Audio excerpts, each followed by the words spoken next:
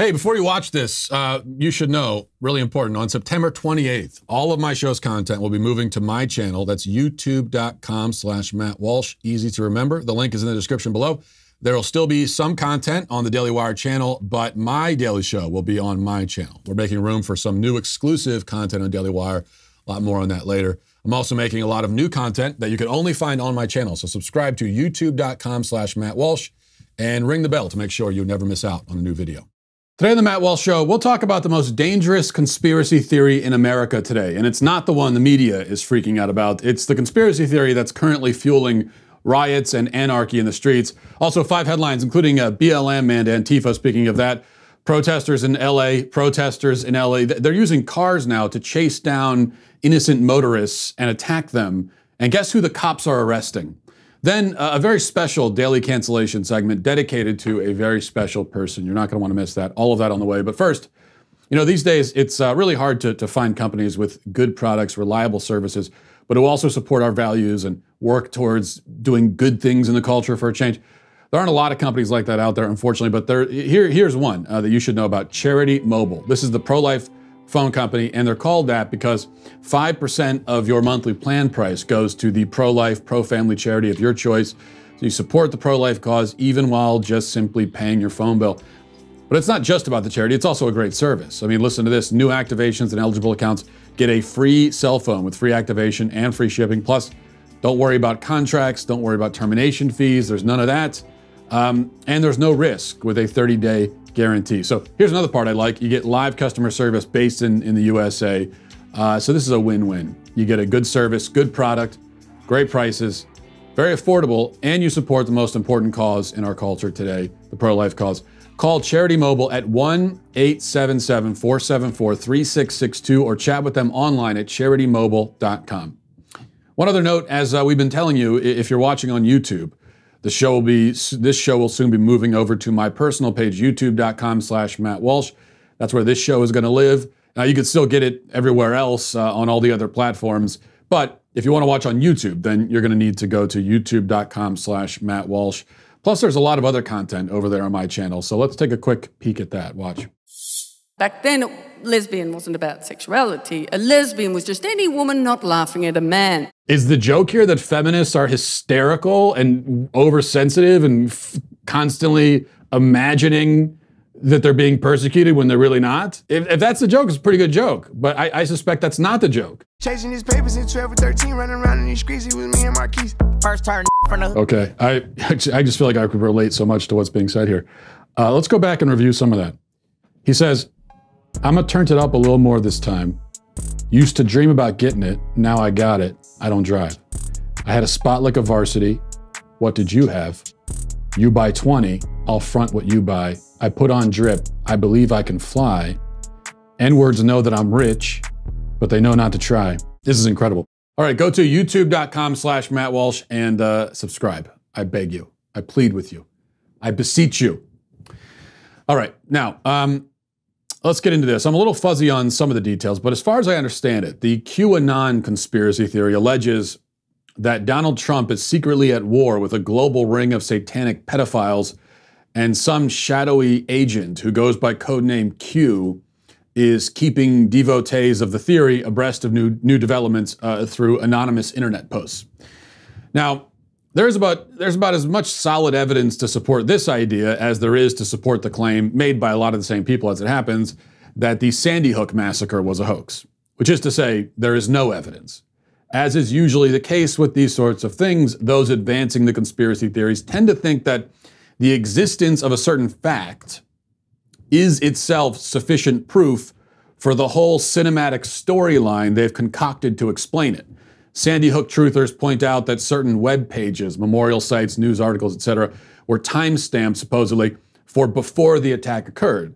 This, along with a couple of other random points of data, some true and some not, is supposed to be all the evidence needed that 20 dead children never actually existed or were paid actors or whatever.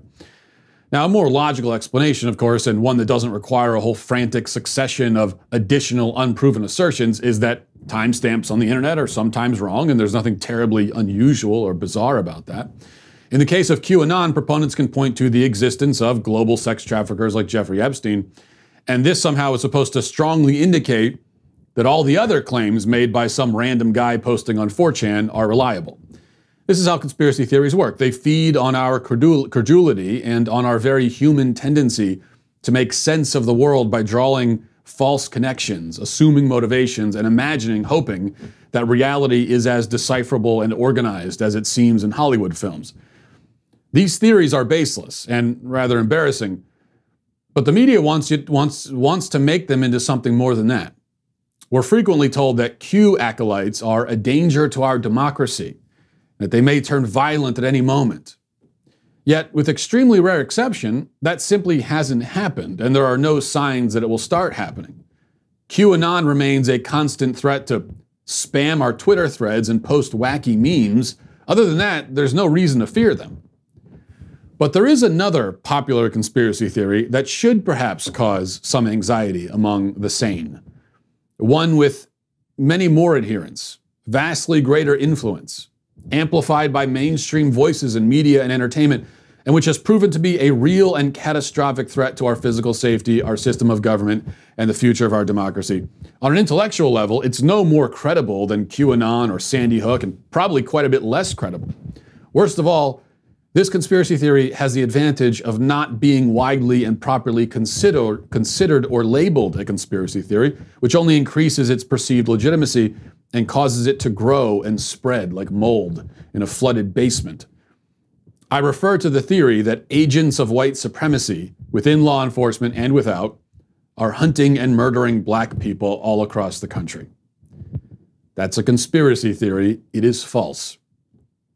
After the grand jury decision was announced on Wednesday, a guest on MSNBC ranted against, quote, state-sponsored white supremacy and killing of black people, and claimed that you can't go anywhere if you're black because blacks are being murdered by racist whites with such regularity. Let's listen to that. That is why people are upset. That is why protesters are mad at the media, because they're tired of these discussions being teased out in ways that give justifications for nothing other than state-sponsored white supremacy and killing of black people. It is so infuriating and so maddening. You're not safe anywhere because I can't go anywhere, Nicole. If I go jogging, I could end up like Ahmaud Arbery. Right. So as proof of this extraordinary claim, made, it should be remarked, by a black man who says he can't go anywhere and yet is sitting comfortably on national TV launching wild accusations against the very country that protects his right to do so safely. But the guest, Jason Johnson, mentions 3 unrelated cases over the course of 2 years. In 2 of the cases, Atatiana Jefferson and Botham Jean, the cops responsible were indicted. Neither case has any plausible connection to racism at all.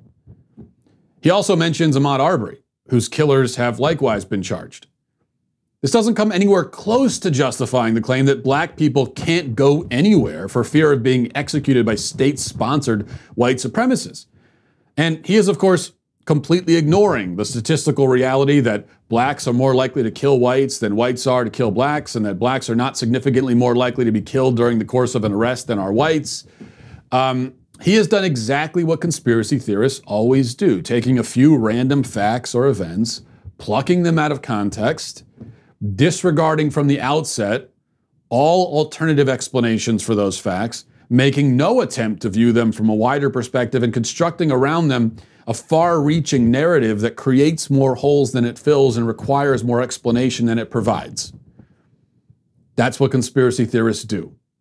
Now, Johnson may be making claims that are absurd, dangerous, stupid, and utterly lacking any factual basis whatsoever, but he's not alone going out on that limb. This is the narrative presented by BLM and its mouthpieces. LeBron James says that black people can't leave their homes because they're being hunted. There's no elected Democrat on the national stage who will publicly disagree with any of that, and most have made similar statements. The mainstream liberal media, Hollywood, the Democrat Party, all have joined with the delusional rioter in the street who speaks of a white supremacist conspiracy to exterminate innocent black Americans. None have offered any evidence of this conspiracy. They have only random anecdotes, all of which can be easily accounted for without recourse to imaginary genocides.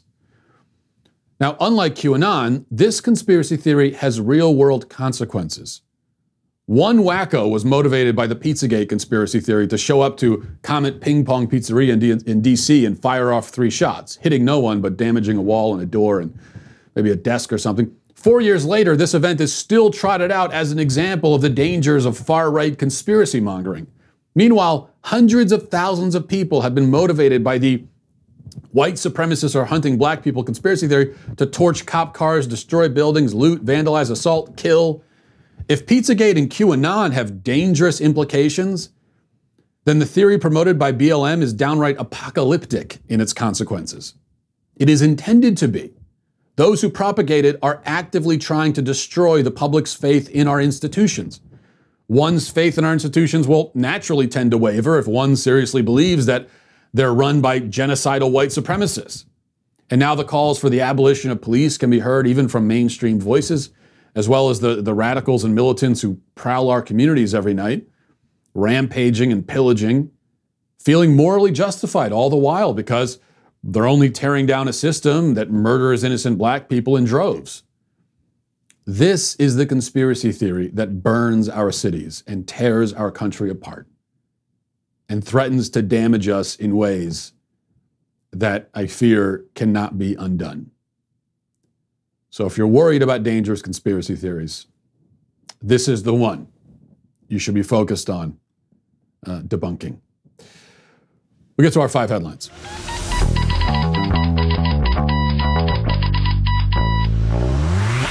Look, anyone who runs a business can tell you more than I can. They know better than I do that when you're running a business, one of the most important things to have together, have squared away, is your HR team, because HR issues in a business context can absolutely kill you. Wrongful termination suits, minimum wage requirements, labor regulations, all the red tape that you got to know how to navigate, and it's difficult, because not as a business owner you can't know everything. You can't be omniscient as so often it feels like probably you have to be. And HR manager salaries aren't cheap. An average of $70,000 a year. But that's where Bambee comes in. Bambee, spelled B-A-M-B-E-E, was created specifically to solve this problem for small businesses. You can get a dedicated HR manager, you can craft HR policy, maintain your compliance, all for just $99 a month. So decide if you want $70,000 a year or $99 a month.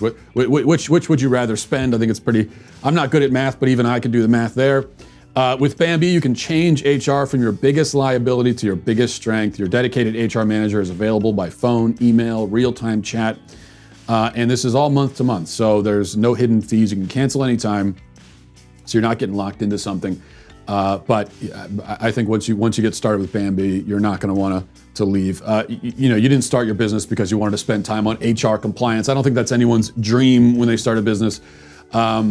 That's why you need Bambee. Go to Bambee.com/Walsh right now to schedule your free HR audit. That's Bambee.com/Walsh, spelled BAMBEE.com/Walsh.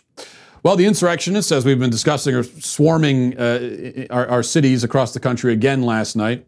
I could probably stop saying that. You can just assume that they're out there every night being scumbags, doing what scumbags do. But this incident in LA is above and beyond much of what we've seen so far.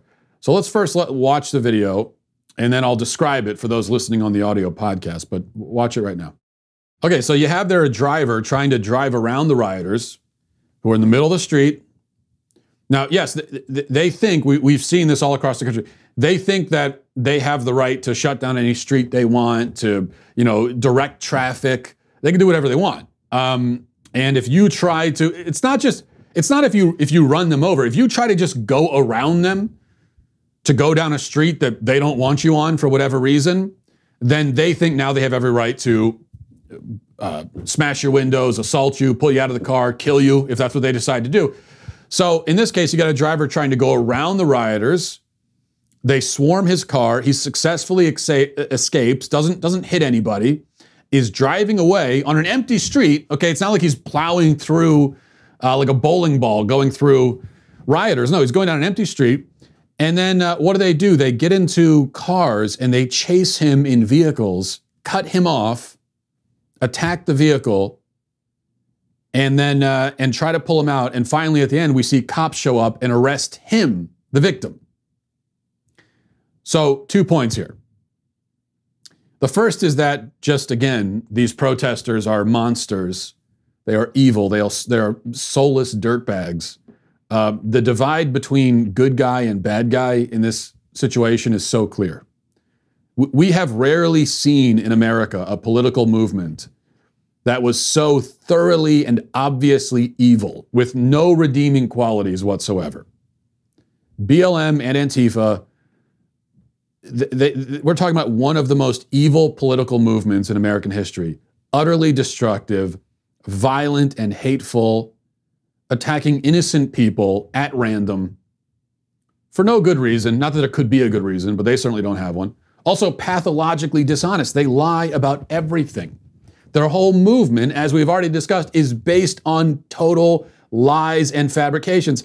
So they're a lot like the pro-abortion movement in that way. And there's a lot of crossover there too, I imagine. And the pro-abortion movement is one of the other most evil movements in American history. So that's one point.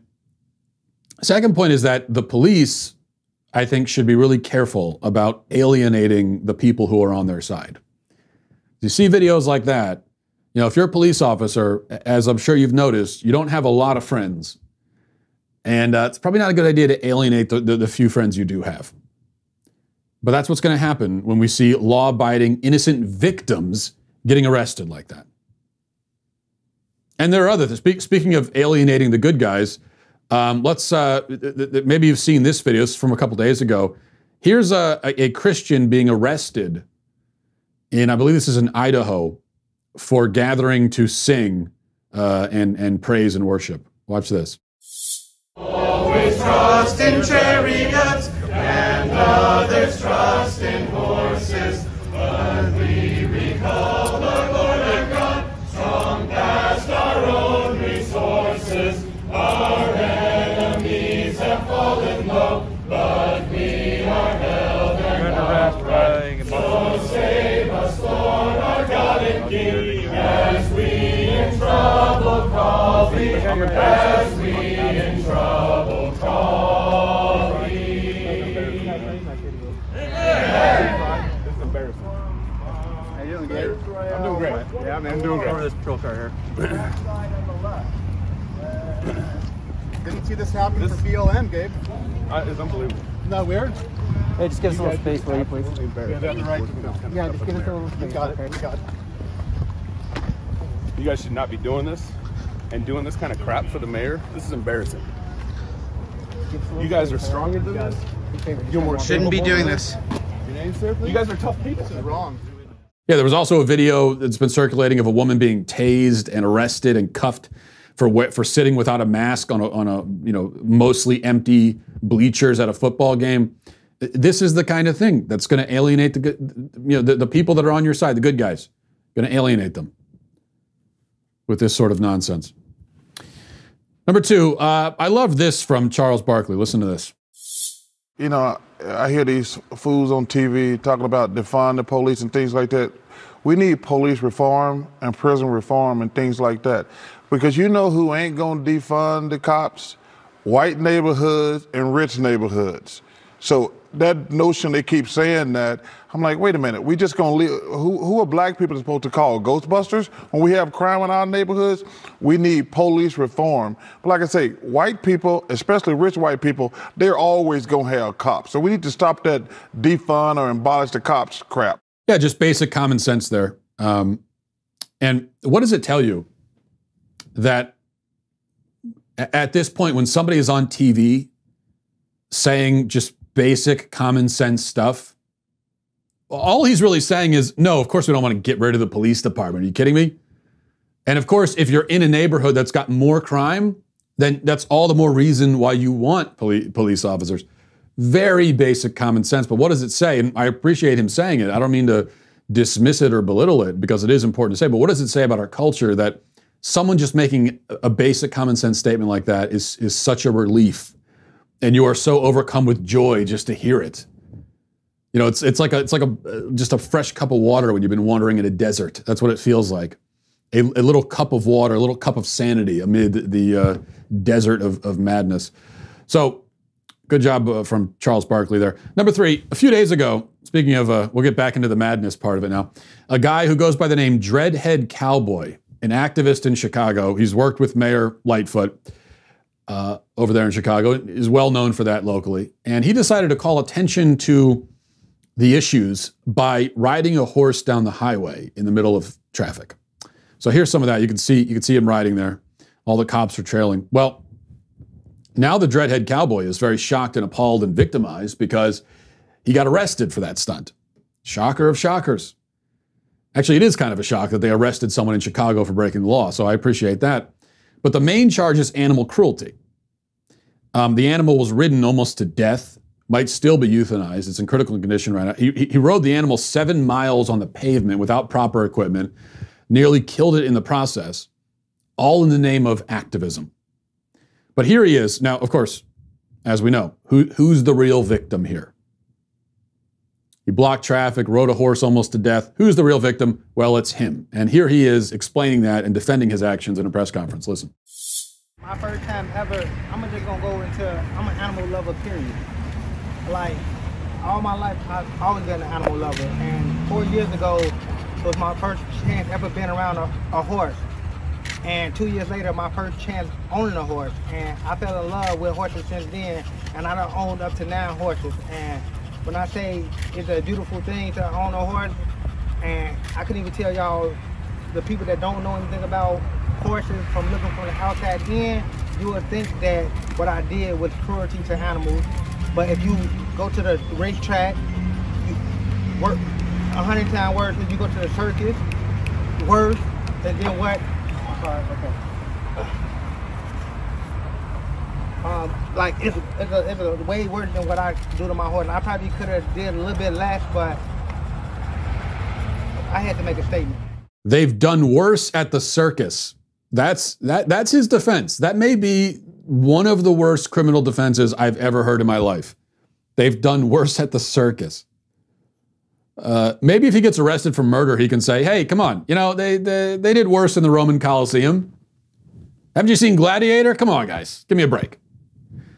We'll see if that works out for him. It is Chicago, so maybe it will. Number 4, another one for the get your kids the hell out of the public schools file. Here's a report from the Daily Wire. It says, earlier this summer, the Fairfax County Public School System in Virginia paid $20,000 to host author Ibram Kendi for a virtual event on anti-racism, the left-wing ideology whose adherents believe it is impossible to not be racist.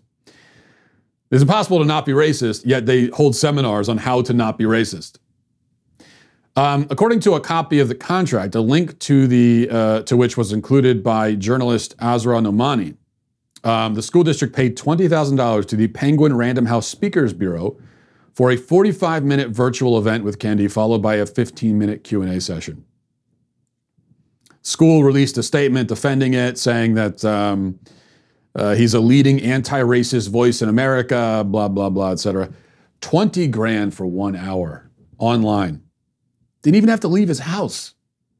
Now, I admit, I am a little salty, as the kids would say. I've done some virtual events during this pandemic, and I've been paid for a few of them. I can tell you that I don't get paid anything close to $20,000 for a virtual event. Actually, it never even occurred to me to ask for that kind of money, to sit when you don't have to leave your house.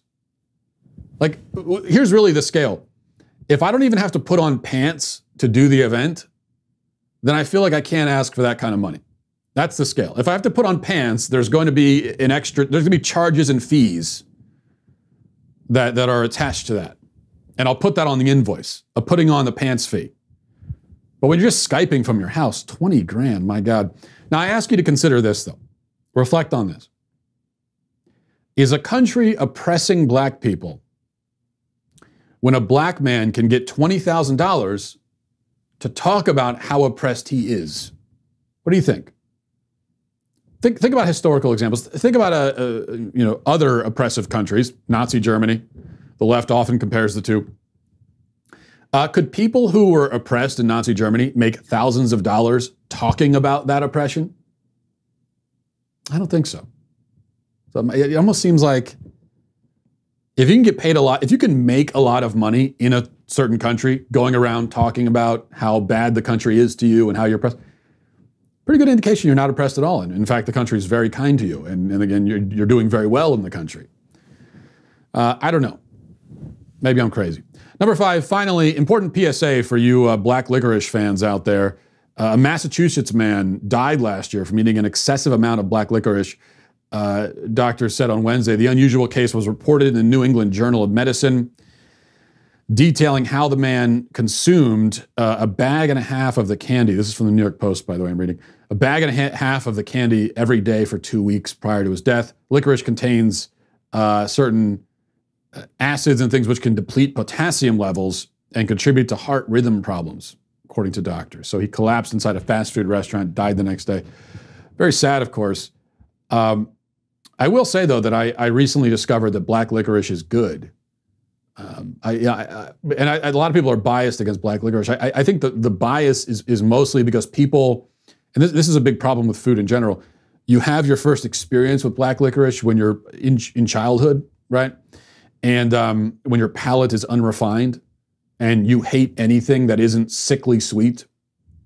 Think about when you're a kid. You could eat like pixie sticks. In fact, I don't even know if they sell these anymore. Probably with all the public health people out there, they can't. But when I was a kid, they used to sell these massive, like garden hose sized pixie sticks, just full of sugar. And so you would just take the garden hose of sugar and spray it directly in your mouth. And I enjoyed that.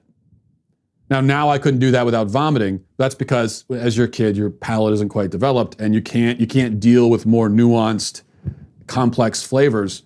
And so you try black licorice, you don't like it. Brussels sprouts, another one. Olives, liver. You got to go back around as an adult and discover that these things are actually good. Although apparently they can kill you within 2 weeks. So that's the downside. All right. We're going to get to our daily cancellation in just 1 second, but as part of our Daily Wire audience, there are a number of ways to take in this podcast. You may listen on Apple Podcasts, Spotify, another podcast app. You can watch on YouTube, Facebook, over at Daily Wire. Bottom line, there are a ton of ways to enjoy this content.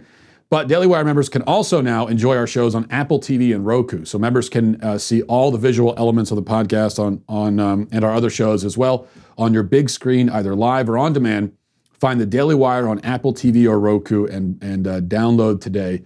You have to be an Inside member to watch live. So head over to dailywire.com/Walsh and use code WATCH at checkout to get 15% off your membership purchase.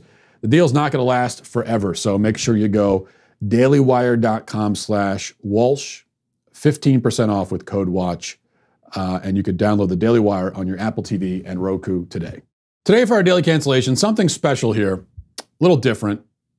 Normally here I cancel someone. That's why I call it the daily cancellation. But today, what I really like to do is flip it around. And rather than canceling, I'm going to defend someone from cancellation. This is more of an anti-cancellation today. I think it's important sometimes to come out to the defense of those who are unjustly accused, unjustly canceled. And frankly, it's the right thing to do. Simple as that.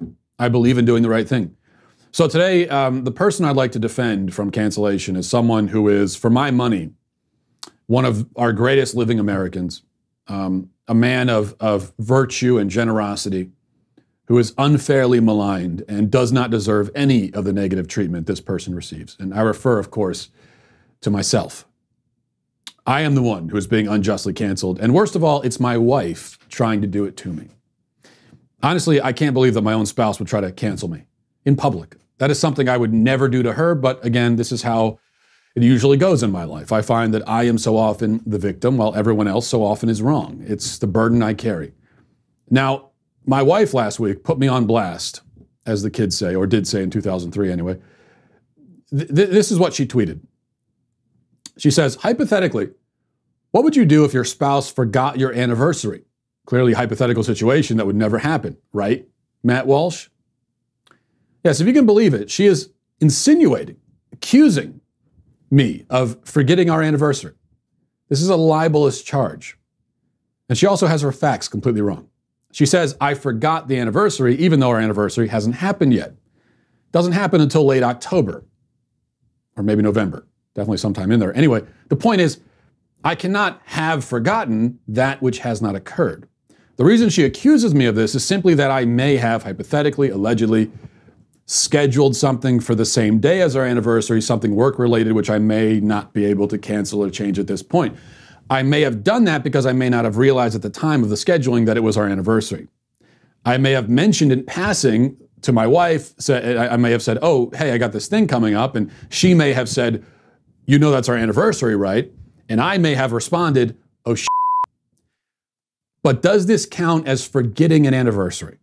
Well, only in the sense that anyone in the world can be accused of forgetting anything. Now, here's the argument I presented to my wife. I came with facts and logic. She simply couldn't handle it.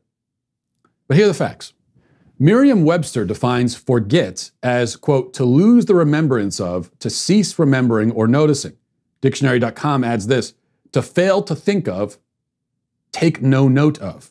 Okay, so you're forgetting something if you're ceasing to notice, failing to think of, failing to take note of. Well, in that sense, as I explained to my wife with devastating logic, in that sense, everyone forgets all future events. Because unless you're presently thinking of a certain future event at every moment of every day, you're guilty of forgetting it. For example, did you wake up this morning thinking about your own birthday 3 years from now? Well, then you forgot your own birthday in that moment. Are you at this present moment thinking about Thanksgiving coming up? Well, you are now because I mentioned it, but before that, you forgot it. So you see, I forgot the anniversary, a future event, only in the same sense that all people forget everything, and indeed the same sense that she herself forgets everything, including the very anniversary that she's accusing me of forgetting. I laid out this case to her, and she cut me off and said, and I quote, Matt, stop. But that is not an argument. That's an attempt at censorship, an assault on free speech. The fact remains that my argument is reasonable and fact-based, and I haven't even gotten into the fact yet that time is relative, and we base anniversaries on the Earth's orbit of the sun, which is arbitrary in any case. If we lived on Pluto, we'd still be 239 years away from our first anniversary. Our first anniversary. We'd have no anniversaries if we lived on Pluto. Think about that. So in conclusion, I am not canceled. I am an innocent man falsely accused. I will not fall silent in the face of these attacks, and my wife, I trust, will come in time to appreciate both the sound logic of my position and the inspiring bravery required to defend it. You might even say that through this example I am providing an anniversary gift in a certain way. Yes, that's good. I think that works. So, I am not canceled today. And that's going to do it for us today and this week. I hope you have a great weekend. Mine might be a little dicey, to be honest with you, but that's all right. Godspeed.